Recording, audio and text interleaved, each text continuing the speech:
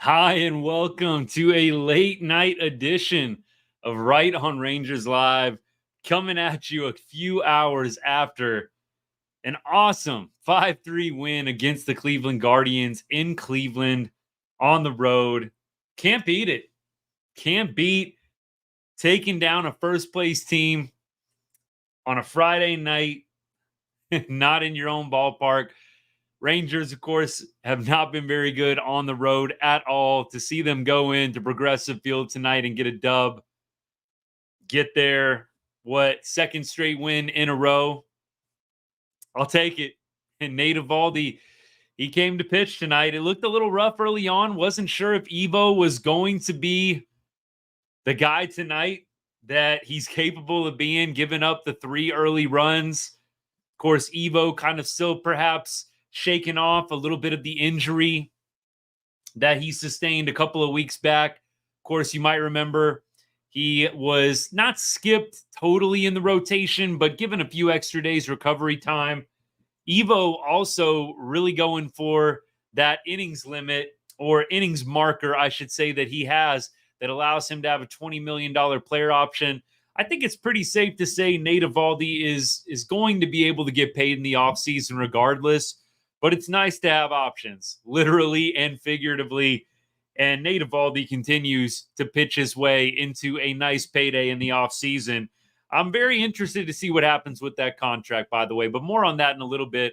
Let me go ahead and give y'all the usual spiel here. Of course, here at Right on Rangers, we cover everything sports, but we put a big emphasis on all the teams we love from the great state of Texas, including the Rangers, and especially the Rangers during baseball season. Appreciate you choosing us for your Rangers content. A lot of different options out there, but thank you for choosing Right on Rangers. We're going to cover everything here, post-game analysis, go through the box score, talk about some of the key moments in the game, highlight some big individual performances. Appreciate y'all tuning in late night. It was a crazy night for me. Definitely one of those busy ones where the day just gets away from you. And it was a great night. Spent a lot of time with the family tonight, but wanted to get on live here before the day was done. Tomorrow, quick turnaround. I think the game actually is at about the same time, if I'm not mistaken. But nevertheless, quick turnaround. But we're here. We got to relish these wins too, don't we? That's another thing. You know, they get blown out tonight 10-0. It's late. I might be thinking twice. But I got to get on after these wins. We got to enjoy these, y'all. We've had a tough season. So anytime the Rangers knock off a top-rated first-place team, clearly a playoff team, you got to relish these. So let's do just that here in a second. Let me get to some comments. Aaron, what's up, my guy? Thanks for tuning in. Appreciate you. Aaron says, what's going on? How about Evo with 105 pitches through 6 innings? Only let in 3. Quality start for Nate Eovaldi. Yeah, I got to say, it did look like Evo was really having to grind it in out there. I really, really thought that it might be a rough start for him. Of course, Evo gives up 3 runs in the first 4 innings, and you're kind of saying to yourself, is this going to be one of those starts where Evo kind of gets knocked around a little bit? And we've seen a few of those this year. Of course, we've seen a lot of him just absolutely dominating, but we've seen a few starts where Evo gets knocked around. So, Aaron, I'm with you. I kind of had a little nervous feeling there for a second, but to see Evo battle in that 5th inning, then he went out for the 6th inning again and had a shutdown inning. I think that was really, really impressive. And then the Rangers bullpen took over from there. Of course, after Evo goes out, you have Chafin coming in, 2 Ks. Robertson did allow the 2 walks, but Robertson, no hits allowed, 2 Ks. And then Kirby Yates, reliable, comes on in, slams the door shut. Kirby Yates with his 23rd save and 24 chances, 1.28 ERA on the season. Rangers bullpen, when you can hand off the lead to them, we've said this so often, when you can hand off a lead to the Rangers bullpen, it's almost money in the bank. This team does not blow a lot of leads when they have it in the 8th inning and the 9th inning. It's been rare this year. So I felt very, very good, especially when you got that RBI double from Dolly in the top of the 7th. Hasn't that been kind of a missing ingredient this year for our Rangers? just the inability to get that insurance run, to be able to score late. I just love that Adolis Garcia gets that big knock in the top of the 7th. Look, even in a 1-run game, I'm feeling pretty good about the Rangers' chances. But I will say, getting that little 2-run gap instead of having that 1-run game just made you feel even more so like it was going to be a lockdown performance from the bullpen late. So I absolutely loved what I saw from the pitching staff tonight. This is how it's supposed to go. Rangers, the formula for them winning in 2024, build an early lead. Check. Score first if you can. Check. Get a really good start from the starting pitcher. Absolutely. And then hand it off to an awesome bullpen, particularly David Robertson and Yates. This is the recipe. I mean, I know that what I just named out, what I just listed out isn't rocket science. We're not reinventing the wheel here. But there are teams that can win in a variety of ways. There are teams that can get down 3 runs early, come back and win 7-8-3. The Rangers just this year are built to play from ahead. It's kind of like in football, honestly. There are some teams that are just built to get an early lead, run the ball, run out the clock, win the game. And then there are some teams where it just doesn't matter. They will beat you from behind, from ahead. They will keep their foot on the gas and just blow you out when they get ahead. They can play the slow game. We're heating up to football season here in a second, y'all. But the Rangers this year, they do seem somewhat one-dimensional in the way that they can win ball games. And I do think this was a very prototypical Rangers victory. And I was very glad to see it on a Friday night. You just did not really know, at least I didn't. I really didn't know what to completely expect out of this series. And for me to see them go out and get this win, now you have 2 chances to get the series dub. I mean, what more can you ask for? I'm going to look into the pitching previews for the rest of the 2 games. I think Cody Bradford goes tomorrow off the top of my head. I would absolutely love to see Cody Bradford take game 2 and the Rangers go ahead and win a series quickly in Cleveland. That would be phenomenal. And I am with Aaron. Aaron said earlier, I had his comment up. It's down now, but Astros lose tonight. And look, we're not scoreboard watching big time at this point, but of course, we want to see how the other teams in the West are doing. Anytime you see the Astros with an L and then the Rangers get the dub, it's a beautiful thing. And it's a great night to be a Rangers fan anytime that happens. So let me keep going with comments here. I just want to say, appreciate y'all. I see a lot of people tuning in kind of off and on. I know it's late, but we're going after it, man. We have got to enjoy these Rangers wins. I know it's like, 12:40 in Texas, still about 10:40, a little early out here, my time early, I guess. But I appreciate y'all hanging out. We'll try and get on a little bit earlier tomorrow if we can, but busy weekend for me. But we're still coming at y'all, hanging out, talking Rangers ball. It's what we love doing. Let me go to some comments. Natalie, what's up? Thanks for tuning in. Natalie says, have they said anything new on Carter? Is he still going to be able to avoid surgery? Have not heard a whole lot on Carter. I think they're pretty much resigned to the fact that he's not going to be back this season. And I do think when they made that determination, a big thing that they wanted to try and avoid was surgery. The reality is when you get surgery on your back, I can only tell y'all just personal experiences with different people in my life, friends, family that have done the back surgery thing. It can be a very risky proposition. You get one back surgery and it can set off just a number of different reoccurring issues and then lead to more surgeries. They really do say, I remember actually my grandpa, before he passed away a few years ago, he essentially told my dad, who was going through some back issues of his own, like, do anything you can to avoid surgery on your back, if at all possible, because you just see so many people get back surgery and it just doesn't always fix things. So my hope is that he can avoid it altogether and that the shutdown will allow them to just heal things naturally without having to go under the knife and do something a little bit more drastic. We'll see, though. I can imagine they are going to hold off for as long as possible and just hope that with rest And with continued rehab and all of those recovery options that they have at the training facility, I hope that they're able to get him back to 100 by spring training next year, so he has a chance to be a big contributor for the team.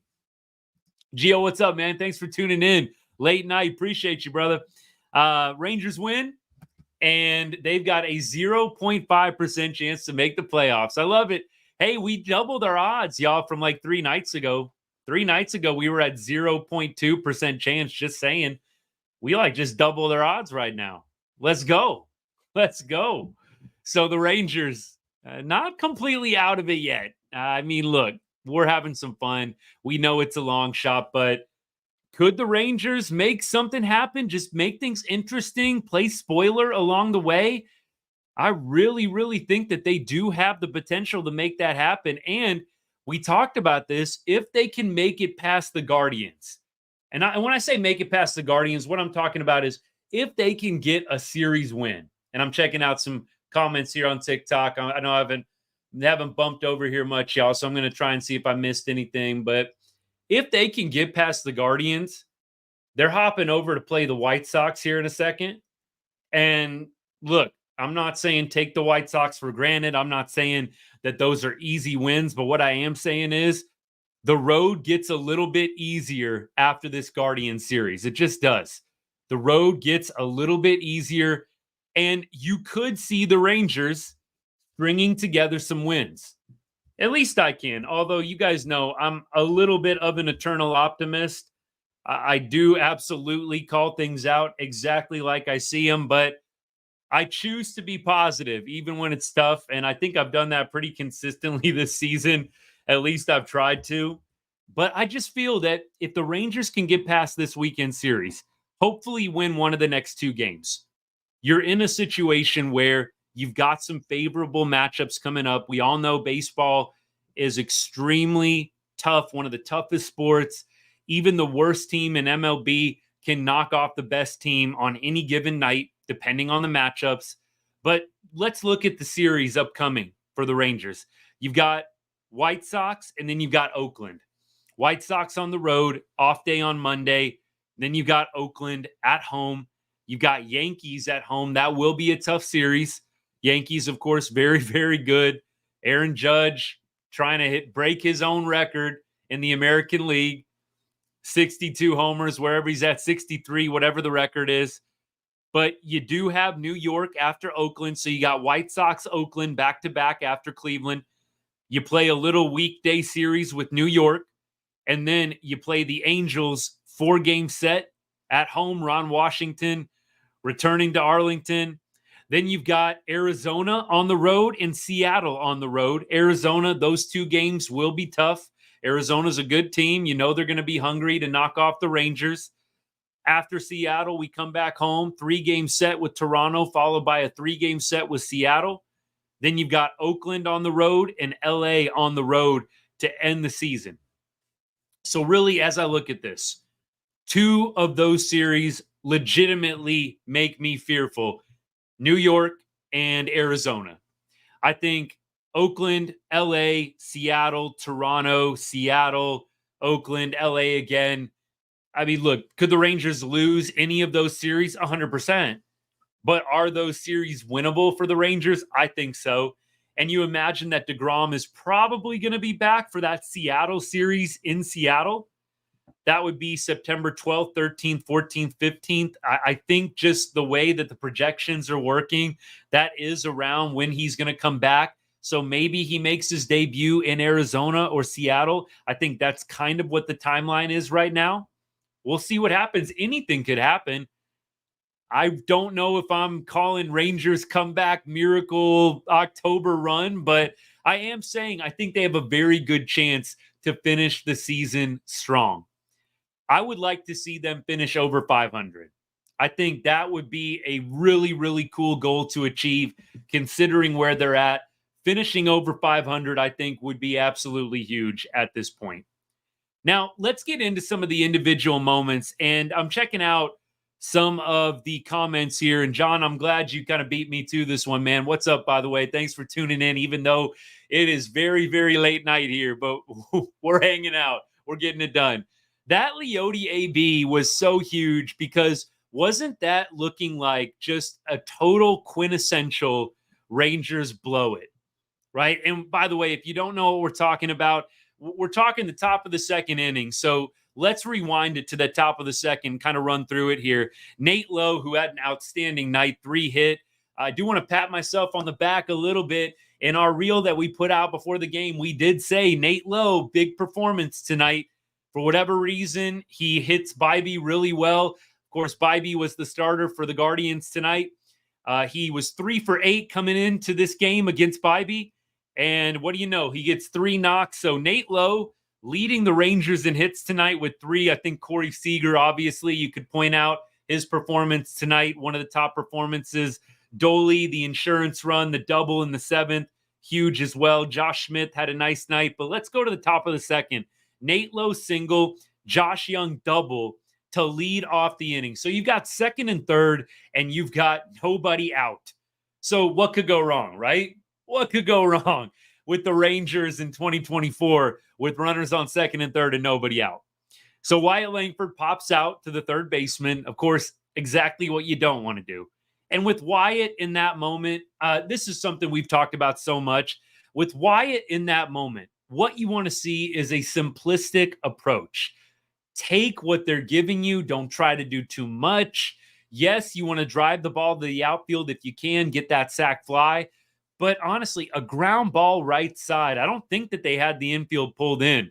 I honestly can't remember, y'all. If you guys do remember, if they had infield pulled in the top of the second, I don't think that they did. Even if they did, ground ball right side, scorch it through the right side, and make the defense work in some way, shape, or form.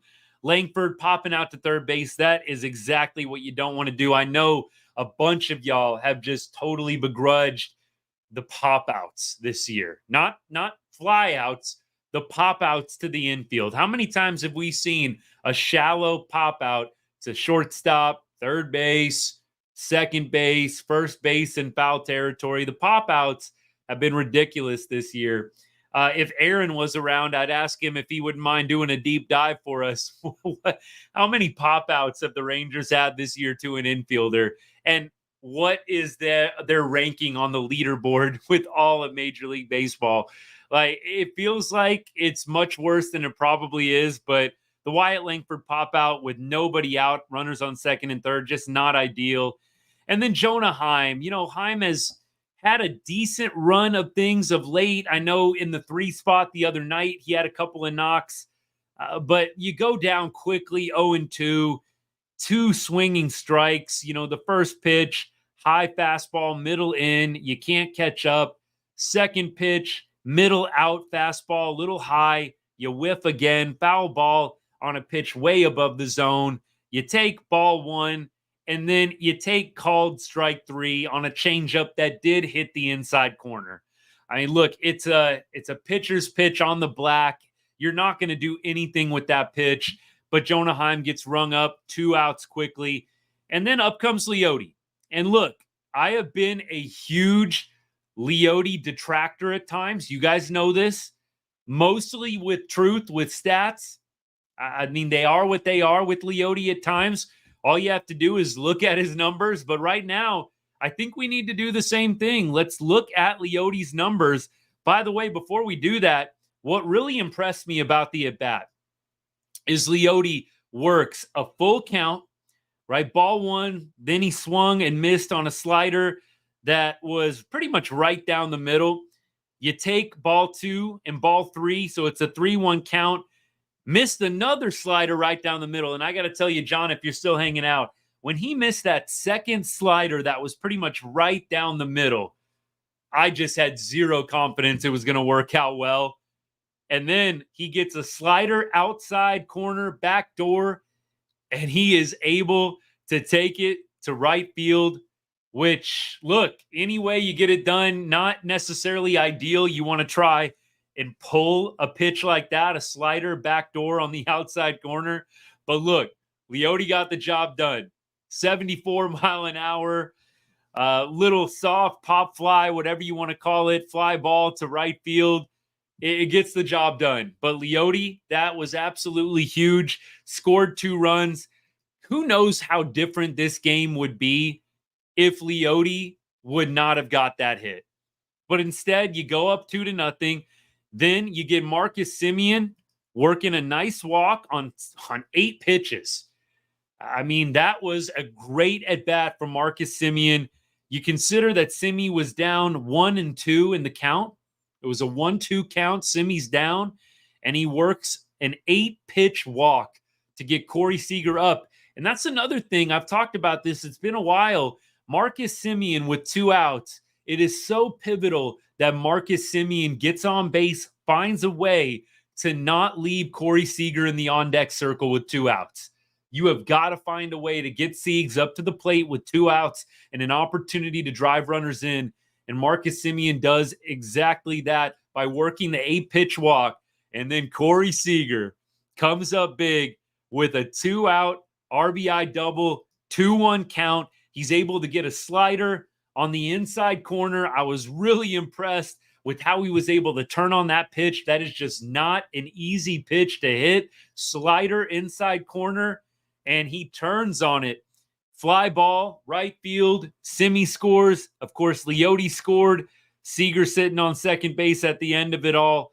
And that was a big moment to bust the game wide open. Another thing that we have gotten on the Rangers about, you can't get the big hit. You can't bust the game wide open. I feel like 4-0 in the top of the second is busting it wide open. And thanks to Leote, thanks to Marcus, Seager is able to come up and have a big moment there in the top of the second to give the Rangers an extended lead. Big, big moment there. So, John, glad you brought it up. Glad you beat me to it. Yeah, I feel like it's at least getting to double digits almost every game with the pop-ups.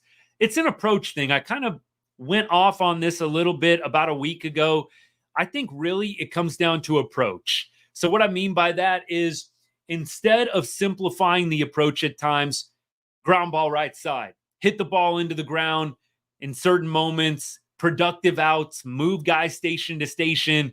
You have a lot of Rangers guys that are just trying to get that big hit. And I do think a part of that is coaching.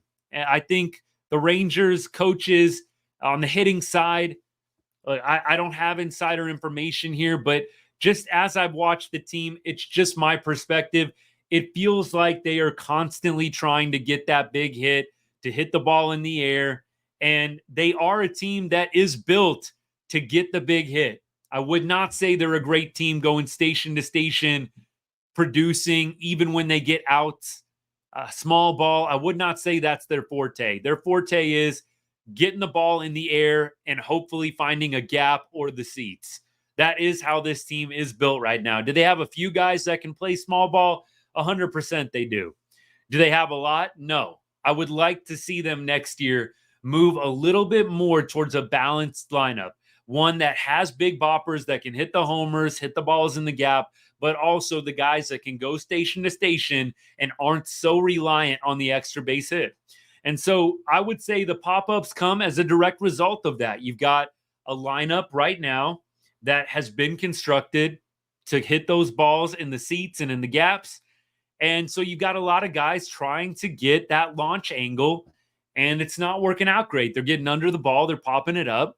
You don't have a lot of guys trying to keep it simple, hit the ball on the ground with runners on second and third and nobody out. I don't know. Maybe it was just the way I grew up with my coaches, and I had a lot of great baseball coaches growing up, really at all levels, I feel like. I mean, maybe it's rose-colored glasses, but I feel like I did. And so many of my coaches, you get into that second and third, nobody out, and you're kind of a bottom-of-the-order hitter, right? And this isn't Corey Seager up with second and third, nobody out. If Corey Seager's up, if your best hitter's up, of course, you're saying swing away.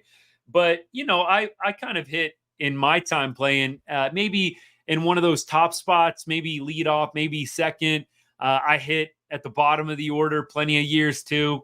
And when you're hitting at the bottom of the order, when you're hitting, you know, in that 1-2 spot at times, you're just trying to move guys. You're trying to keep the defense on its toes, and you are trying your best to make them work for everything. And so with runners on second and third and nobody out, a bottom of the order hitter or even middle to bottom, ground ball right side.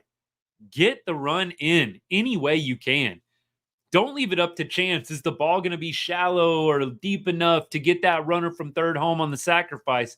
Hit a ground ball right side and drive in the run. I mean, just keep it simple. And you know what? Most of the time, too, I found you hit the ball or try to hit the ball into the ground and you end up getting a line drive. So many times in BP, even in games, working on that, you'd work on ground ball right side and you would just try to have that downward movement with your bat to the baseball.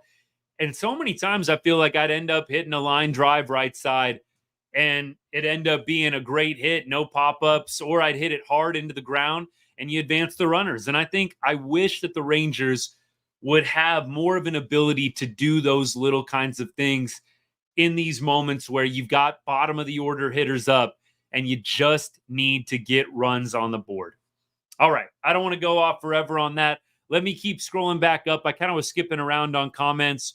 Natalie says, I know Langford didn't have the best game tonight, but only one Ranger has more RBI since he's come back. Look, Langford obviously has made a lot of big contributions. He did have 3 strikeouts tonight. He has had several big walk-off moments. It's very impressive, some of the poise that he's shown in some big moments in some of these games over the past month. By and large, Langford has struggled over his last 30 games. I've told y'all the stats. It's not great. Wyatt Langford, last 30, hitting 209. It used to be under 200, so at least he's getting it up over the Mendoza line. But Langford, past 30 games, 10 RBI.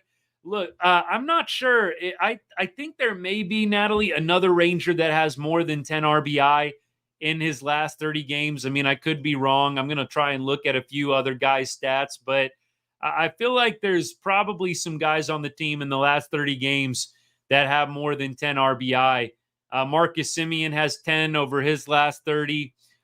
Corey Seager, his last 30 games, he has 22. So I don't know. I'm not sure exactly what you're referring to with since he's come back, but I think there's some other guys that probably have more RBI than he does at this point over the last 30 games. Seager, and I think there's probably maybe one other guy. I don't know.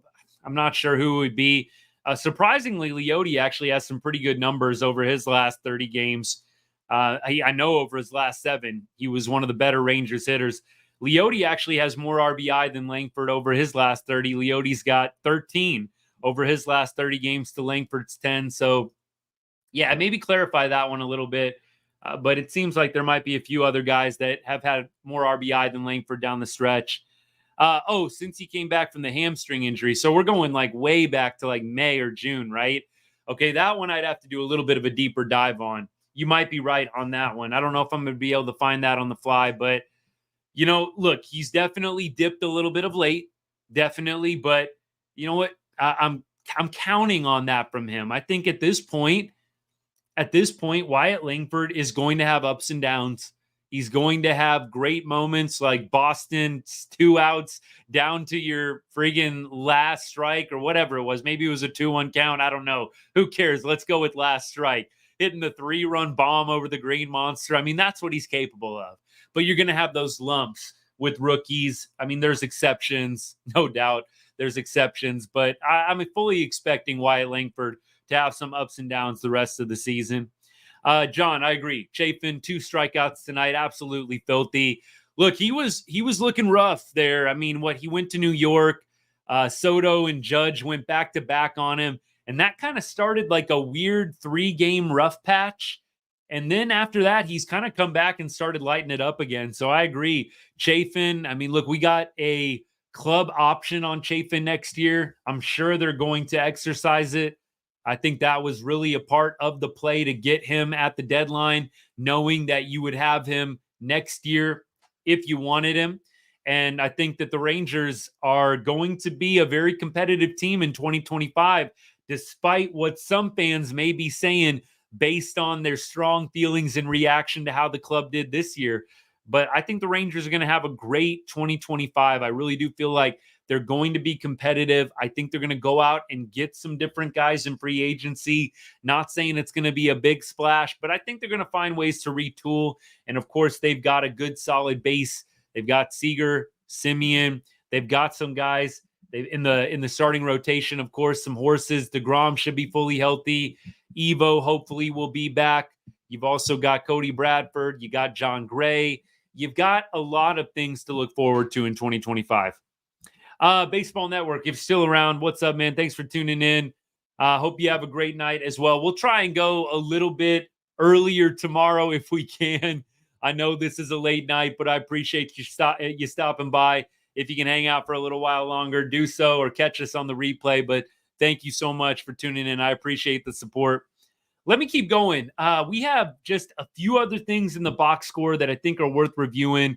We talked about Josh Smith, 2 for 5 tonight. Really glad to see Josh Smith getting back on track. We actually talked the other night on the live about potentially considering, hey, do we need to platoon Josh Smith? The numbers have been pretty ugly in his last stretch of games. And you look at him right now for Josh, over his last 7 games, 241, last 15 games, 206, last 30, 207.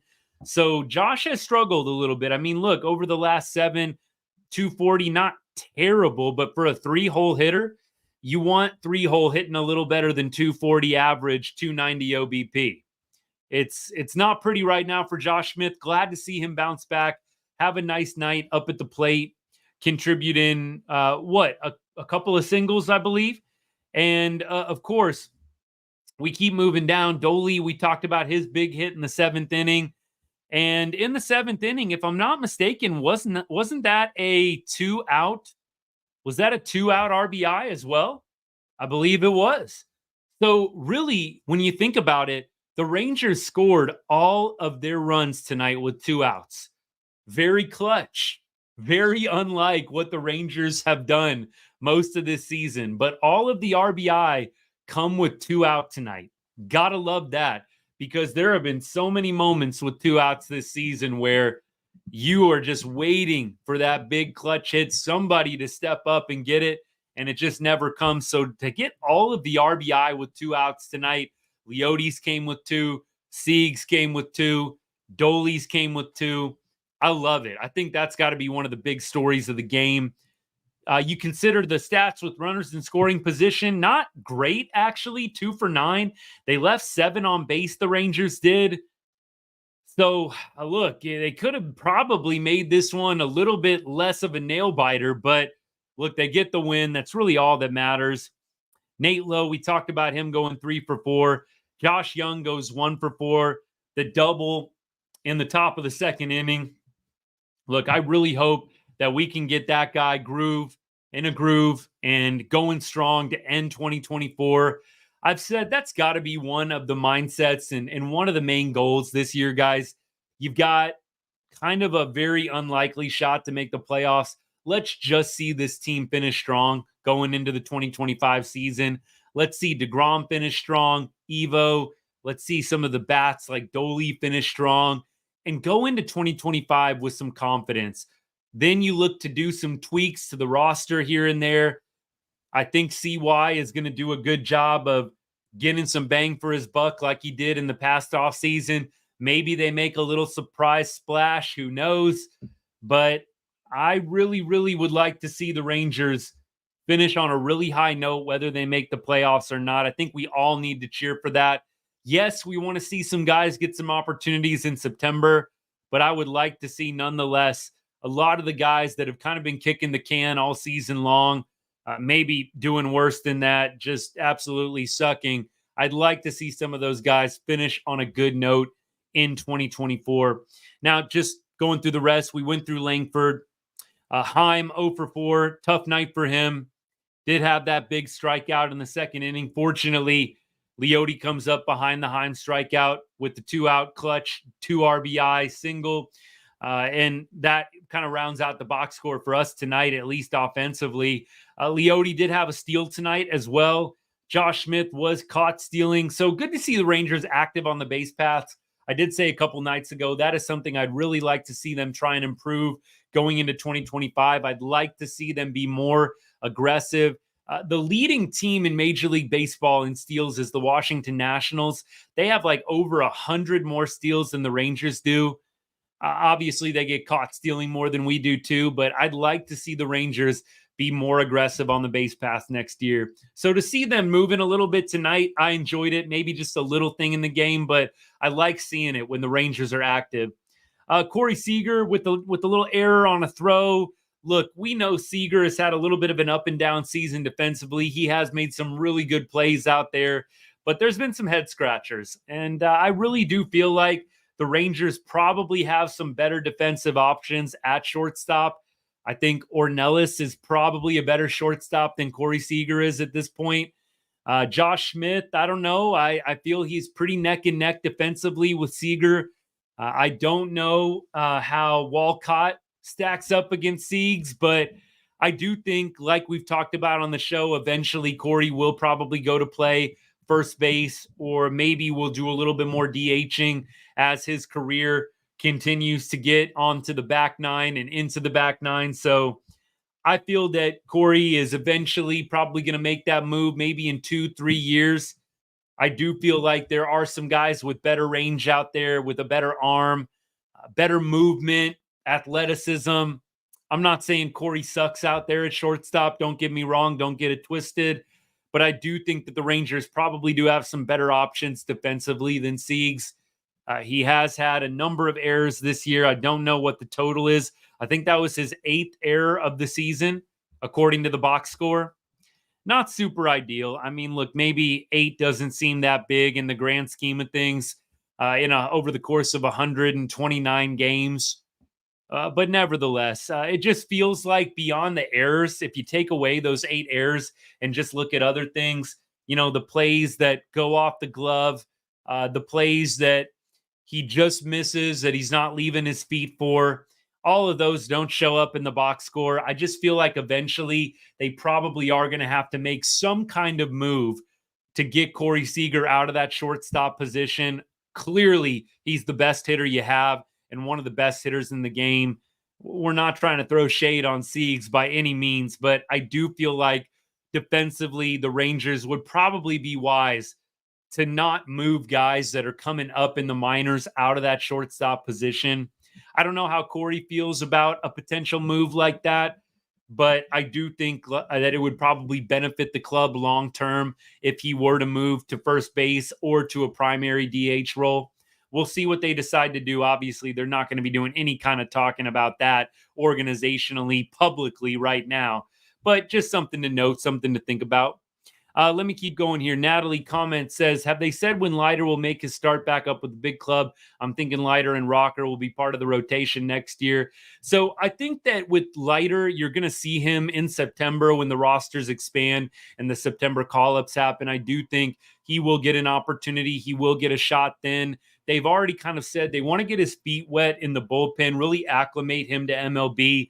And then from there, you probably go into the offseason with the mindset that you give him a chance to start games in spring training, just like he did this past spring training, and you see how he does. I think that with Kumar Rocker, you probably are going to see him possibly get a spring training invite, but then start in the minors. I don't know what he would have to do in order to get a spot in the starting rotation on opening day. I would say that's probably a long shot, but it wouldn't surprise me if Kumar Rocker was starting games for the Rangers at some point next season. But I would be really surprised, not because I doubt his ability or, I'm a Kumar Rocker hater, but just kind of thinking about the progression. He is coming off an injury. Yes, he's had a lot of success in AA, but I do think you've got to see how he responds in AAA and then how he responds in spring training. I do think you also have to look at the fact that the Rangers have a plethora of starting pitching options. So right now, again, just to go through, you've got DeGrom, you've got Cody Bradford, you've got Evo most likely, you've got John Gray, you've got Tyler Mahle. You're going to probably see them pick up some other veteran, long relief, spot starter type guys. So I do think that it's going to be tough for Rocker to break it out of spring training. on the opening day. But if he kills it in AAA, has an amazing spring training, you might just see him crack the roster. I'm not going to say it's impossible, but I would be surprised. I would be surprised. Now, y'all, it's about that time for us to go ahead and take a look at the matchup for tomorrow. If you got anything that you want to talk about from the game tonight that we didn't cover, or any other questions Rangers-wise that you just want to throw my way, I'll be happy to circle around back to it after we do a little preview of tomorrow's game. Off the top of my head, I think I told y'all Cody Bradford, I believe, was scheduled to get the start as of the off day, which was Thursday. So I believe that is still accurate. Cody Bradford going for the Rangers tomorrow. And then on the other side, actually, it's John Gray. Sorry, excuse me. John Gray tomorrow. So let's see here. Did they bump Cody back to Sunday? I thought I saw Cody was supposed to go on Saturday. Looks like they bumped Cody back to Sunday. So John Gray will pitch tomorrow. And John Gray is going to be throwing against Lively, it looks like. Lively 10-8 with the 3.68 ERA. In Lively's last 3 games, let's see what he's done. Let's see, 6 innings, 2 earned runs. So quality start against the Brewers last time out. 3 2/3, 3 earned runs against the Cubs before that. And then against Arizona, 5 innings pitched, 4 earned runs. He has accumulated 10 walks over his last 3 starts, so susceptible to the free base allowed. Maybe the Rangers can take advantage of that, although we know they're a very aggressive team. But Lively, I would say, a little up and down over his last 3 starts. Over his last 7 games, he does have a 3.86 ERA, 2-4 record, 27 strikeouts and 37 innings pitched. So that tells me he is a guy that does produce a lot of contact.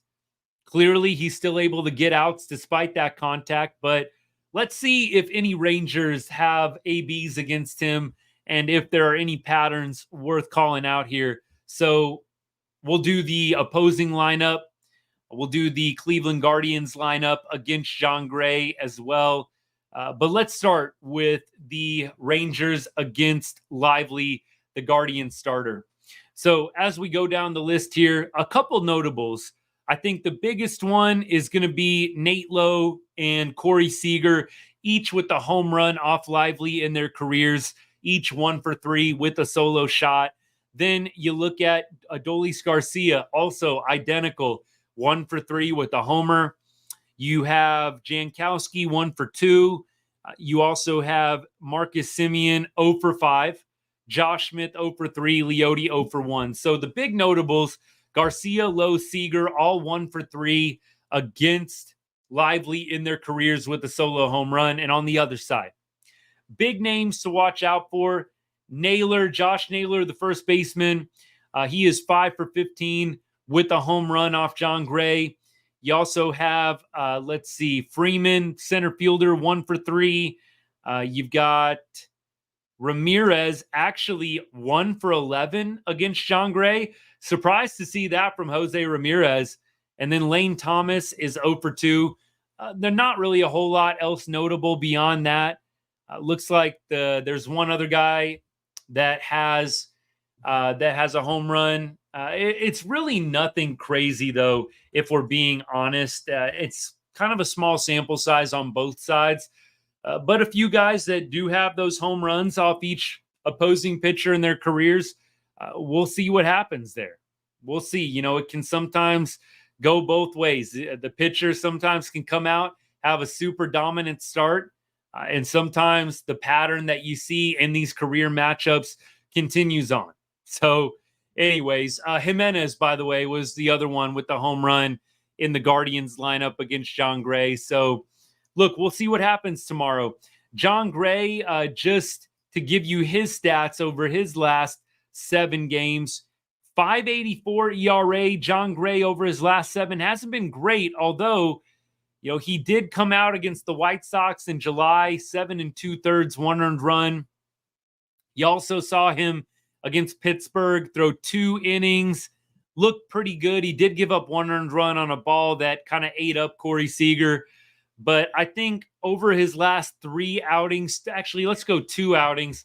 it's been pretty solid. So we'll see. He had a little bit of injury time in between there, but hopefully John Gray can come out, give the Rangers a quality start tomorrow, just like Evo did. That's got to be the plan. So as we look forward to tomorrow as well, again, a 3:10, actually 4:10 start for me out here in Vegas, 6:10 Texas time start. We'll see what time we go live, maybe right after the game, maybe during the game, maybe a little bit later on in the evening. Like I said, y'all, you'll have to bear with me. A little bit of a crazy weekend for me, but we're going to see if we can't get you a little post-game analysis after every game this weekend and into next week. Little off day on Monday. So the Rangers 2 off days in the last 4 or 5 days. I'm sure that's nice for the boys, but hopefully the Rangers can play spoiler, maybe make things interesting in the division race down the stretch. I think that's got to be the plan for right now. Walcott, Natalie says, could grow quite a bit more. And if he does, I hope he doesn't have the same problems as Siegs. Yeah, we'll see what happens. I mean, Seager is definitely a big body for shortstops. I think Siegs in his career has played a very good shortstop. I think that he by no means is like subpar or sucks at the position. I do think as he continues to age, you are probably going to see the Rangers phase him out. And then maybe a guy like Walcott does step up and become that guy at shortstop position. We'll have to see. We'll have to see. I think we are going to skip our usual headline, MLB headlines of the day run through that we do at the end of the show. But if anybody is curious about the standings and where the Rangers are at, we got the fan graphs, 0.5% chance to make the playoffs.